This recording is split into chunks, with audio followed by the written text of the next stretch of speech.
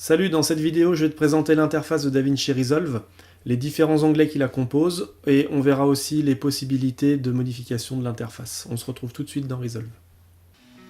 Comme on l'a vu dans la précédente vidéo, à l'ouverture de Resolve, c'est la fenêtre de gestion des projets qui apparaît. Alors, cette fenêtre elle a une double fonction, c'est bien sûr la gestion des projets, mais aussi la gestion des databases, des bases de données. Alors ça, c'est une notion qui est très importante dans DaVinci Resolve. Contrairement à d'autres logiciels qui vont créer en fait un fichier qui va être accessible depuis le gestionnaire de fichiers, DaVinci Resolve, lui, va enregistrer tous les projets dans une database, dans une base de données. Et donc, pour accéder au projet, on ne pourra pas ouvrir un projet depuis l'explorateur de fichiers. Il va falloir pour ça ouvrir DaVinci Resolve et aller choisir dans la base de données dans laquelle on a mis nos projets, le projet qu'on veut rouvrir. Alors on arrive là sur vraiment l'interface de Resolve à proprement parler. Alors, cette interface elle est composée de 6 onglets différents que l'on retrouve en bas de l'écran ici et qui vont constituer un cheminement logique dans la création de notre projet.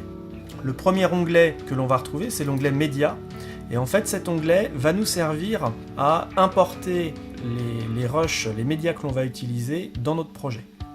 Le deuxième onglet qu'on va retrouver c'est l'onglet montage. Donc c'est là qu'on va retrouver la timeline et donc on va importer les différents clips qui vont nous servir pour le montage dans la timeline. On va retrouver aussi des visualiseurs qu'on verra un petit peu plus en détail tout à l'heure. Le troisième onglet qu'on va retrouver c'est l'onglet fusion. Donc l'onglet fusion c'est ce qui nous permet de faire notamment des titres animés ou des effets spéciaux dans DaVinci Resolve. Le quatrième onglet qu'on va retrouver, c'est l'onglet Color. Donc là, on va pouvoir faire un certain nombre de choses dans cet onglet, donc de la correction colorimétrique, mais on va aussi pouvoir faire un certain nombre d'effets, notamment appliquer des Power Windows, faire du tracking pour de la stabilisation de plan par exemple. Il y a un certain nombre de choses qu'on peut faire directement dans cet onglet. L'onglet suivant, c'est l'onglet Fairlight. Donc ça, c'est l'onglet d'édition audio du logiciel. On va retrouver un certain nombre d'effets ici. Et quelque chose que les utilisateurs de Resolve sous Windows ne retrouveront pas, c'est les effets Audio Unit qui sont spécifiques en fait à Mac. Le dernier onglet qu'on va retrouver, c'est l'onglet Deliver. C'est là qu'on va pouvoir en fait faire le rendu de notre projet et en fait exporter la vidéo finale qui est l'objet du projet. En fait. Alors si je reviens maintenant plus en détail dans les différents onglets, il y a un deuxième élément qui est très important donc, dans chaque onglet, c'est la barre qu'on a ici en haut et qui va nous permettre en fait de moduler l'affichage de notre interface.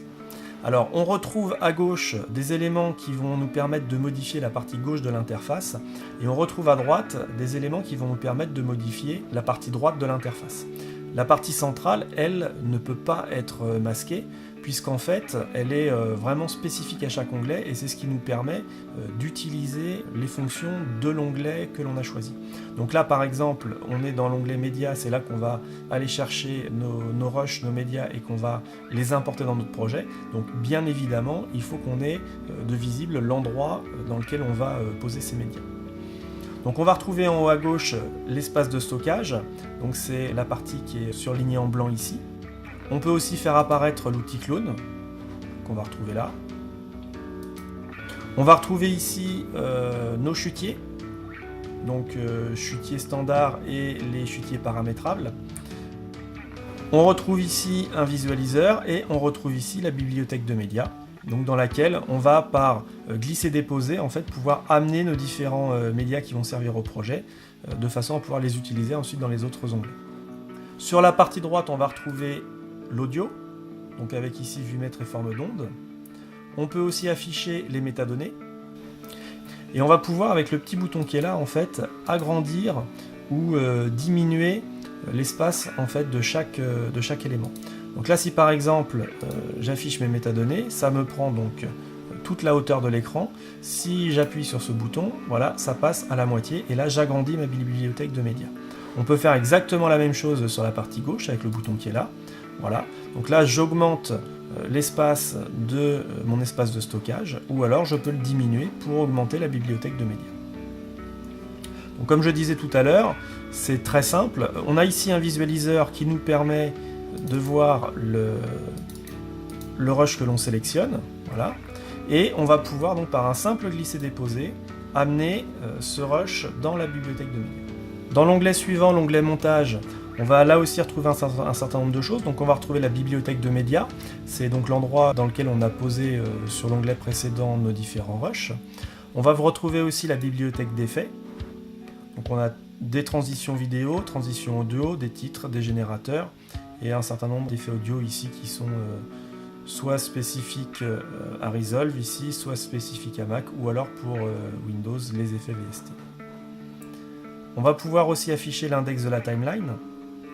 Ça va être particulièrement utile quand on va vouloir avoir un certain nombre de renseignements plus précis sur chaque clip qu'on a importé dans notre bibliothèque de médias. On va pouvoir aussi afficher la sonothèque. On va pouvoir afficher deux visualiseurs différents. Le visualiseur de gauche, lui, va nous permettre de visualiser l'élément qu'on a sélectionné dans la bibliothèque de médias. Et le visualiseur de droite va nous permettre de visualiser en fait l'emplacement de la tête de lecture dans la timeline. Sur la partie droite, on va retrouver un mixeur. Donc là, pour l'instant, il y a uniquement le master puisque je n'ai pas de piste audio dans ma timeline. On va aussi pouvoir retrouver un espace qui va nous afficher les métadonnées du clip qui est sélectionné et l'inspecteur qui va nous servir à visualiser et modifier un certain nombre de paramètres pour chaque clip. Dans l'onglet Fusion, on va pouvoir afficher un certain nombre de choses. Donc on retrouve ici la bibliothèque de médias, on retrouve aussi la bibliothèque d'effets. On va pouvoir aussi afficher ici les miniatures des différents plans qui composent notre projet. Et on a ici l'affichage des nœuds, puisque Fusion en fait est basé sur la construction nodale pour créer des éléments et des effets spéciaux. À droite, on va retrouver le spline qui va nous servir à créer des courbes en fait pour modifier certains paramètres de nos nœuds. On va retrouver ici les images clés que l'on va aussi pouvoir modifier. Donc on verra dans d'autres vidéos vraiment plus en détail ce que sont les images clés, ce que sont les courbes de modification des paramètres, etc. On retrouve ici donc les métadonnées et l'inspecteur qui va afficher, lorsqu'on aura un élément de sélectionné, tous les paramètres de cet élément et qui va nous permettre là aussi de modifier un certain nombre de paramètres. Dans l'onglet Color, on retrouve là encore un certain nombre d'éléments, donc on va retrouver la galerie avec nos différents clips. On va pouvoir retrouver ici les LUT, donc les Lookup Tables, qui permettent en fait d'appliquer à un clip une correction colorimétrique prédéfinie. On va retrouver ici la bibliothèque de médias et on retrouve ici la timeline, donc qui va nous afficher les différents clips. Sur la partie droite, on retrouve nos plans, donc les plans s'affichent ici. On va retrouver ici la partie nodale, puisque là aussi la correction colorimétrique est basée sur la construction nodale. On va retrouver ici les OpenFX.